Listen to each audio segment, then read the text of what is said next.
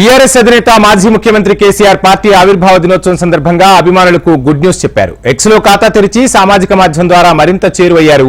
ఇప్పటివరకు BRS party పేరుతో Twitter ఖాతా ఉంది. తాజాగా కేసీఆర్ బీఆర్ఎస్ ప్రెసిడెంట్ పేరుతో ఎక్స్ ఖాతా ప్రారంభించారు. సామాజిక మాధ్యమం ద్వారా తమ అభిమాన నేత అందుబాటులోకి రావడం పట్ల పార్టీ శ్రేణులు హర్షం వ్యక్తం చేస్తున్నారు. పార్టీ నాయకులు, కార్యకర్తలు, అభిమానులు తెలంగాణ రాష్ట్ర ప్రజలకు బీఆర్ఎస్ పార్టీ ఆవిర్భావ దినోత్సవ శుభాకాంక్షలు తెలుపుతూ కేసీఆర్ మొదటి పోస్టు చేసేశారు.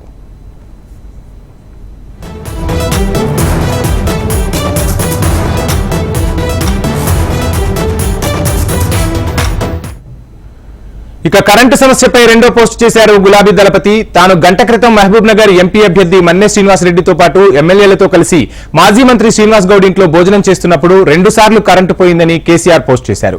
ప్రతిరోజు ముఖ్యమంత్రి, ఉప ముఖ్యమంత్రి కరెంటు పోవడం లేదని ఊదరగొడుతున్నారని విమర్శలు గుప్పించారు. తనతో పాటు ఉన్న మాజీ శాసనసభ్యులు వారి నియోజకవర్గాల్లో రోజుకు 10 సార్లు కరెంటు పోతుందని ఈ సందర్భంగా తనతో చెప్పారని కేసీఆర్ వివరించారు.